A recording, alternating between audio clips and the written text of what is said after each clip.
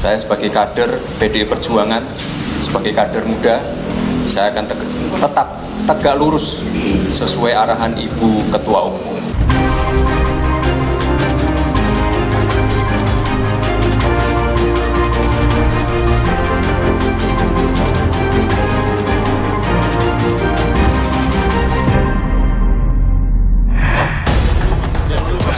Jelang pemilu 2024, safari politik semakin gencar dan memanas. Menteri Komunikasi dan Informatika Johnny G. Plate ditahan atas kasus dugaan korupsi penyediaan menara BTS. Sejumlah pihak menuding ada alasan politis. Halo saudara, laporan khusus yang berisi pilihan berita dari ruang redaksi akan mengisi waktu Anda selama 30 menit ke depan. Saya Mercy Tirayo, inilah berita pertama. Jelang pemilu 2024, safari politik semakin gencar dan memanas. Baca Pres Prabowo Subianto mengaku terkejut atas dukungan dari sejumlah relawan Jokowi dan Gibran Rakabuming Raka untuk maju sebagai calon presiden 2024. Sementara itu, Ketua Umum Partai Kebangkitan Bangsa, Muhaimin Iskandar, yakin dirinya maju sebagai bakal calon wakil presiden pendamping Prabowo Subianto. Siapa yang mengkhianati Ibu Ketua Umum? Siapa yang lahir dari rahim PDI Perjuangan mengkhianati beliau, Tuhan akan melaknat beliau. Setuju? Hari ini kita masih diberi kesempatan. Seruan lantang ini disuarakan Ketua Dewan Perwakilan Cabang PDI Perjuangan Solo saat berorasi dalam acara deklarasi relawan Ganjar Pranowo di Blitar, Jawa Timur Sabtu lalu. Dalam orasi itu, FX Rudi berseru, siapapun yang berkhianat pada sang Ketua Umum Megawati Soekarno Putri akan mendapat laknat Tuhan. Video orasi FX Rudi itu pun sontak viral menjadi perbincangan warganet di media sosial. Publik menduga pernyataan FX Rudi itu menyindir Wali Kota Surakarta Gibran Rakabuming Raka yang sehari sebelumnya bertemu dengan Ketua Umum Gerindra Prabowo Subianto. Namun, Rudi membantah orasi ditujukan untuk Gibran. Saya selalu sampaikan pada kader saya, jangan menyakiti ibu kandungmu sendiri. Bagi kader partai, ibu kandungnya siapa? Ya Ibu Ketua Umum, Ibu Megawati Soekarno Putri. Kalau sampai kamu menyakiti, apalagi mengkhianati, Tuhan pasti akan memberikan kutukan pada yang berkhianat terhadap Ibu Megawati Soekarno Putri. Jadi saya bicara di Blitar itu tidak kemarin aja, sejak dulu ketika saya menjadi PDI sampai dengan PDI Perjuangan. Sebelumnya, Prabowo Subianto dan Gibran Rakabuming bertemu di kota Solo pada Jumat malam pekan lalu. Dalam pertemuan itu, keduanya berbincang empat mata di salah satu angkringan kota Solo. Di sela-sela safari politik Prabowo ke sejumlah daerah di Jawa Tengah dan Jawa Timur. Prabowo mengungkap ialah yang menginisiasi pertemuan dengan putra sulung Presiden Joko Widodo. Bahkan, usai pertemuan tersebut, Prabowo juga mendapat dukungan dari sejumlah relawan Jokowi dan Gibran untuk maju sebagai calon presiden 2024. Prabowo mengaku terkejut atas dukungan yang diberikan relawan Jokowi dan Gibran itu. Tapi tidak menyangka sama sekali Pak ya? Tidak menyangka. Oh gitu. Terima kasih. Ada 15 relawan. Tadi sempat ada pesan khusus nggak Pak dari relawan untuk mendengarkan? Ya, kita sama-sama komit, kita ingin Indonesia ini kuat, aman, sejahtera. Amin. Semua yang sudah dirintis oleh Pak Jokowi kita ingin teruskan. Deklarasi dukungan ini memperkuat kabar bahwa Gibran Rakabuming akan menjadi bakal calon wakil presiden bacawa pres Prabowo Subianto. Apalagi, Prabowo pun sempat bertanya kepada relawan, selaraskah Gibran menjadi bacawa pres bersama dirinya? Sekretaris Jenderal Dewan Pimpinan Pusat PDI Perjuangan Hasto Kristianto langsung memanggil Gibran Rakabuming pada Senin kemarin. Buntut dari pertemuan Gibran dan Prabowo serta deklarasi dukungan relawan Jokowi Gibran yang diberikan kepada Prabowo untuk berlaga di pemilihan presiden 2024. Pemilu ini banyak yang melakukan dansa-dansa politik, sehingga kita harus kokoh sebagai kader partai. Karena itulah fokus kita saat ini menjalankan perintah dari Ibu Megawati Soekarno Putri, di mana pada tanggal 21 April ketika beliau mengumumkan Bapak Ganjar Pranowo sebagai calon presiden, dan itu merupakan hasil perenungan yang mendalam, kontemplasi, hasil dialog dengan para tokoh-tokoh nasional, dengan Presiden Jokowi, termasuk dengan internal partai, Mas Prananda Prabowo, Mbak Puan Maharani. Maka semuanya wajib bergerak serentak turun ke bawah. Sebelumnya, Gibran mengaku siap menerima konsekuensi keputusan DPP PDI Perjuangan usai pertemuannya dengan Ketua Umum Partai Gerindra Prabowo Subianto. Gibran menegaskan, dukungan relawan kepada Prabowo bukanlah dukungan pribadinya. Wali Kota Solo ini pun bahkan tak ada niat untuk hengkang dari PDI Perjuangan. Saya sudah mendapat banyak sekali masukan, nasihat. Saya juga sudah menjelaskan kronologi dari A sampai Z terkait pertemuan kemarin, dan alhamdulillah beliau dapat memahami itu. Sekali lagi terima kasih untuk masukan dan nasihatnya, dan sekali lagi saya sebagai kader PDI Perjuangan, sebagai kader muda, saya akan tetap tegak lurus sesuai arahan Ibu Ketua Umum. Wacana duet Prabowo dengan Gibran sebagai baca pres dan baca wapres mengemuka di media sosial sejak beberapa waktu lalu. Namun, Presiden Jokowi menanggapi putra sulungnya masih terlalu muda untuk didapuk sebagai baca wapres tahun depan. Pertama umur, yang kedua baru 2 tahun aja jadi wali kota. Yang logis saja. Sementara itu, PDI Perjuangan masih membuka peluang untuk berkoalisi dengan partai di pemerintahan Jokowi Maruf Amin. PDIP pun tengah mencari waktu untuk berkomunikasi politik dengan sejumlah partai, tak terkecuali bersama Ketua Umum Partai Gerindra Prabowo Subianto. Pengamat politik Adi Prayitno berpendapat, meski Prabowo Subianto telah mengantongi dukungan sejumlah relawan Jokowi, tak serta-merta akan senada dengan suara partai. PDIP dinilai akan melawan siapapun pihak yang sikap politiknya tak sejalan. PDIP belum bicara dengan Jokowi, PDIP belum bicara dengan Gibran, maunya apa? Kalau itu ditanyakan, saya kira relawan-relawan politik Jokowi ini yang dianggap wajah politiknya dari Jokowi akan ditertibkan, Mbak. Ini kan masih umbang kanan, umbang kiri, masih bunga-bunga kasih. Tapi kalau sudah jelas siapa yang mendapatkan tiket pencapresan, saya kira tidak ada ampun bagi siapapun, bagi PDIP. Kalau memang sikap politiknya berbeda, pasti akan dilawan, termasuk Jokowi. Sementara itu, Ketua Umum Partai Kebangkitan Bangsa Muhaimin Iskandar yakin dirinya maju sebagai bacawa pres pendamping Prabowo Subianto. Sebab, sebelumnya Gerindra telah sepakat membangun koalisi kebangkitan Indonesia Raya bersama PKB sejak Juni tahun lalu. Ya, sampai hari ini sulit kita menjadi koalisi bersama Gerindra. Tinggal menunggu waktu yang tepat. Pak, Gerindra kan bilang kunci cawapres ada di kita. Ya. Apakah sudah ada atau tetap Bapak yang sebagai cawapres dari PKB?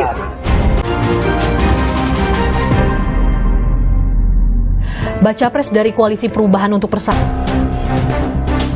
Nama baca pres yang diusung masing-masing parpol koalisi makin terang. Namun, tak begitu dengan baca wapres. Nama-nama yang masuk bursa masih mengundang duga. Baca pres dari Koalisi Perubahan untuk Persatuan Anies Baswedan mengungkap akan membuat kejutan mengenai sosok bacawa presnya. Anies menyebut telah mengantongi sejumlah nama yang sosoknya masih dirahasiakan. Sebelumnya, Partai Nasdem sebagai salah satu partai dalam Koalisi Perubahan Persatuan menyatakan ada 5 kandidat bacawa pres yang dipertimbangkan koalisi untuk mendampingi Anies. Nanti kita lihat, supaya ada kejutannya dong, gitu ya. Ada efek kejutnya. Kalau dikasih kriteria sekarang, kemudian nggak lagi kejutan dong. Bener nggak? Iya dong, jaga biar ada efek kejutnya. Kalaupun ada nggak saya beritahu sekarang dong. Iyalah, gimana? Sabar. Pokoknya namanya udah dari kantong gitu kira-kira. Bisa laki, bisa perempuan. Macam-macam. Sementara pada koalisi PDIP dan P3, nama Imam Besar Masjid Istiqlal Nasaruddin Umar tiba-tiba mencuat digadang-gadang sebagai bacawa pres pendamping baca pres Ganjar Pranowo. Hal ini menjadi sorotan sejak Ganjar mengunggah video momen duduk bersebelahan bersama Nasaruddin melalui akun Twitter pribadinya. Saat itu, Ganjar dan Nasaruddin menghadiri acara Halal Bihalal Manado, Sulawesi Utara pada Kamis pekan lalu. Sebelumnya, P3 mengakui tengah mendekati Nasaruddin Umar sebagai figur yang dipersiapkan mendampingi Ganjar. Ketua Majelis Pertimbangan P3, Roma Hurmuzi, menyatakan Kiai Nasaruddin Umar termasuk tokoh bangsa yang sedang kita elus-elus menjadi cawapres Mas Ganjar. Romi menambahkan Kiai Nasaruddin memiliki kriteria sesuai, yaitu tokoh luar Jawa, memiliki warna keagamaan moderat, raih syuriah PB Nahdlatul Ulama, dan bisa diterima luas oleh banyak kalangan. Respons soal itu, Nasaruddin Umar mengaku tak pernah dihubungi PDIP maupun P3 soal potensi menjadi bacawa pres Ganjar. Nasaruddin menyatakan lebih nyaman mengurus umat dan menjaga kesejukan bangsa. Jadi kita hanya halal bihalal. Tapi saya nggak pernah dihubungi oleh siapapun. Saya lebih enjoy mengabdikan diri untuk ketenangan, kesejukan, kualitas bangsa kita ke depan. Meski PDIP menyebut ada 10 kandidat yang dipertimbangkan untuk mendampingi Ganjar, Baca Pres Ganjar enggan menanggapi kabar Imam Besar Masjid Istiqlal menjadi bacawa pres pendampingnya. 10 nama kandidat cawapres. Ya, semuanya punya potensi. Siapa aja Pak? Ya yang 10 itu. Ya siapa aja? Ya itu. Pak, kalau sama Imam Besar Istiqlal gimana Pak? Sama, semua potensinya sama. Sebelum menjadi Imam Besar Masjid Istiqlal, Nasaruddin Umar pernah menjabat sebagai Wakil Menteri Agama tahun 2011 hingga 2014. Ia pun sempat menduduki jabatan Direktur Jenderal Bimbingan Masyarakat Islam di Kemenak. Selain itu, Nasaruddin menulis sejumlah buku, salah satunya Argumen Kesetaraan Gender Sesuai Perspektif Al-Quran. Nasaruddin juga pernah menjadi anggota Tim Penasihat Inggris Indonesia yang didirikan mantan Perdana Menteri Inggris Tony Blair. Nasaruddin Umar juga merupakan akademisi, yakni sebagai guru besar bidang tafsir di IAIN Syarif Hidayatullah Jakarta. Tak hanya di dalam negeri, Nasaruddin Umar juga mengenyam pendidikan di luar negeri seperti studi riset di Prancis serta mahasiswa tamu di Belanda dan Kanada. Direktur Eksekutif Parameter Politik Indonesia, Adi Prayitno menilai kehadiran Nasaruddin Umar sebagai pendamping Ganjar akan menggabungkan nasionalisme dengan kalangan agamis keislaman.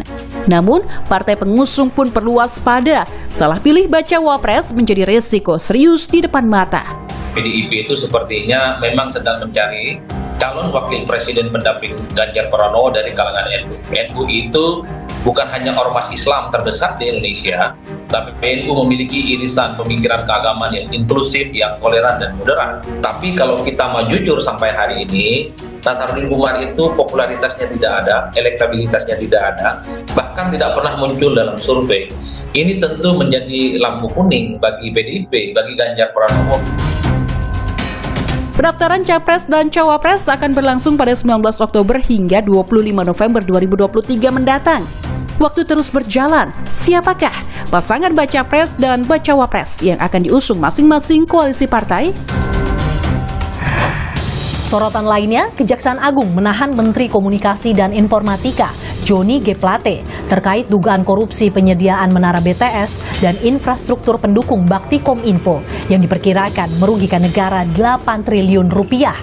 Penetapan tersangka Johnny G. Plate yang juga menjabat Sekjen Partai Nasdem mengundang tanya. Sejumlah pihak menuding ada alasan politis. Menko Polhukam menyebut tak ada unsur politis. Kejaksaan Agung telah bekerja dengan hati-hati. Kita harus menghormati proses hukum yang ada. Yang jelas Kejaksaan Agung pasti profesional dan terbuka terhadap semua yang berkaitan dengan kasus itu. Menteri Komunikasi dan Informatika Johnny G. Plate ditetapkan sebagai tersangka kasus dugaan korupsi Base Transceiver Station atau pemancar sinyal 4G yang diperkirakan merugikan negara hingga 8,03 triliun rupiah. Kejaksaan Agung menaikkan status tersangka Johnny G. Plate setelah diperiksa 3 kali sebagai saksi dalam kasus dugaan korupsi penyediaan infrastruktur BTS periode 2020 hingga 2022. Usai jadi tersangka, Johnny yang mengenakan baju tahanan langsung dibawa ke Rutan Salemba, Cabang Kejagung, Jakarta. Evaluasi, kami simpulkan telah terdapat cukup bukti bahwa yang bersangkutan diduga terlibat dalam peristiwa tindak pidana korupsi proyek pembangunan infrastruktur BTS 4G paket 1, 2, 3, 4, dan 5. Tentunya selaku pengguna anggaran dan selaku menteri. Sejumlah pihak menuding ada alasan politis Kejaksaan Agung di balik penetapan tersangka Johnny G. Plate. Tudingan itu menguat setelah isu renggangnya hubungan Presiden Jokowi dan Partai Nasdem mencuat pasca Nasdem mendeklarasikan Anies Baswedan sebagai bakal calon presiden. Kejaksaan Agung yang saat ini diketuai Sanitiar Burhanuddin, adik politisi senior PDIP, TB Hasanuddin pun menjadi sorotan. Ketua DPP Partai Nasdem Willy Aditya tegas menyebut politisasi hukum sedang terjadi. Semena-mena aja ini.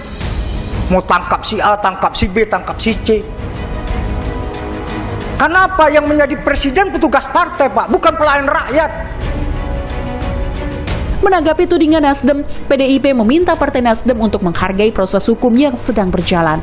Anggota DPR fraksi PDIP Deddy Sitorus bahkan menyinggung Partai Nasdem sudah dapat jatah jabatan Jaksa Agung di periode pertama Presiden Joko Widodo. Iya dong, 5 tahun mereka memegang kejaksaan.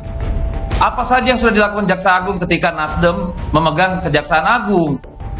Kalau dia berpikir bahwa PD Perjuangan bertingkah laku seperti Nasdem ketika megang Jaksa Agung, salah kaprah, mohon maaf.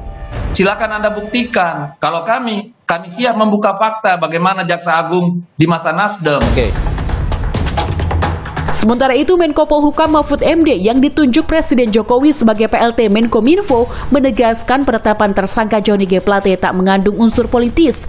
Mahfud menyebut Kejaksaan Agung bekerja dengan hati-hati hingga sedikit terlambat menetapkan Johnny Plate sebagai tersangka.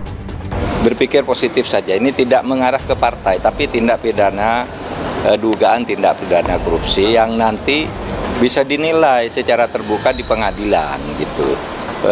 Saya sudah pastikan Kejaksaan Agung ini ada politiknya enggak. Justru saya bilang ya sudah, kalau memang 2 alat bukti terpenuhi ya ditingkatkan menjadi status tersangka. Karena kalau sudah memenuhi syarat kok tidak diangkat dengan alasan kondusivitas politik, maka itu salah. Hukum itu tidak boleh tergantung pada kondusivitas politik. Nanti buktikan aja secepatnya di pengadilan.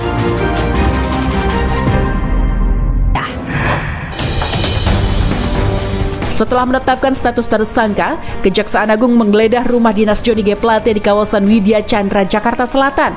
Tak hanya itu, kantor Kominfo pun digeledah dan penyidik menyita sejumlah berkas dan alat bukti dalam beberapa kotak. Selain rumah dan kantor, penyidik Kejagung juga menggeledah mobil milik Johnny G. Plate yang diparkir di belakang gedung Kejaksaan Agung.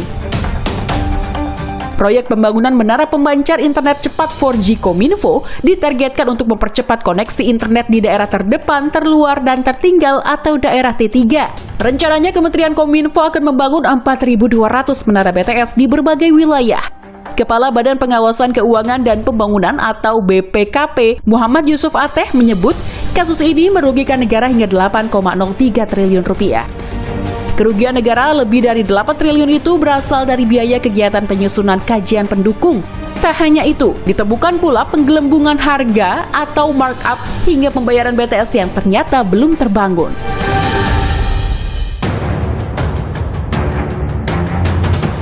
Sebelum Menkominfo, Johnny G. Plate Kejagung telah menetapkan 5 tersangka dalam kasus dugaan korupsi pengadaan menara BTS atau pemancar seluler untuk internet cepat 4G. Di antaranya Irwan Hermawan, Komisaris PT Solitech Media Sinergi yang diduga bermufakat bersama Direktur Utama Bakti Kominfo agar jadi pemenang proyek. Sementara itu, Direktur Utama Bakti Kominfo Anang Ahmad Latif pun jadi tersangka karena diduga merekayasa lelang proyek. Lalu ada 3 tersangka lain, Galumbang Menak, Direktur Utama PT Mora Telematika Indonesia, Mukti Ali, Account Director PT Huawei Tech Investment, dan Yohan Suryanto, Tenaga Ahli Utama Human Development Campus Universitas Indonesia tahun 2020 yang disangka membuat riset fiktif terkait proyek BTS 4G. Tak hanya Johnny, adiknya Gregorius Alek Plate juga terseret dalam pusaran kasus ini. Meski demikian, adik Johnny disebut telah mengembalikan fasilitas yang diterimanya senilai 534 juta rupiah dari pengadaan menara program Bakti Kominfo. Namun masih ditelusuri apakah fasilitas yang dinikmati adik Plate berhubungan dengan status kakaknya sebagai Menteri Komunikasi dan Informatika. Johnny G. Plate menduduki jabatan sebagai Menkominfo sejak Oktober 2019. 3 tahun menjabat, harta kekayaan menteri yang juga pengusaha ini naik cukup signifikan setiap tahun. Berdasarkan LHKPN KPK, Johnny G. Plate memiliki harta kekayaan sebesar 172 miliar di tahun 2019. Sementara di tahun 2020, hartanya dilaporkan naik menjadi 189 miliar. Pada tahun 2021, naik menjadi 191,2 miliar. Tahun 2021, harta yang dilaporkan Johnny meliputi 46 bidang tanah dan bangunan seharga kurang lebih 141,4 miliar rupiah. Surat berharga senilai 4,1 miliar, kas 51,9 miliar, harta tak bergerak lain senilai 3,6 miliar, serta utang senilai 10,3 miliar rupiah. Ia juga melaporkan punya 2 kendaraan Toyota Alphard dan truk Mitsubishi Colt seharga 460 juta. Sementara LHKPN tahun 2022 belum ditemukan di status KPK karena Johnny diduga belum melaporkan. Selama tahun 2022, Johnny G. Plate kerap kedapatan mengendarai sedan Mercy tipe Maybach yang harganya hampir mencapai 7 miliar rupiah. Demikian program laporan khusus edisi kali ini. Ikuti terus perkembangan tentang pemilu hanya di Kompas TV, independen, terpercaya. Sukseskan pemilu 2024. Saya Mercy Tirayo, terima kasih. Sampai jumpa.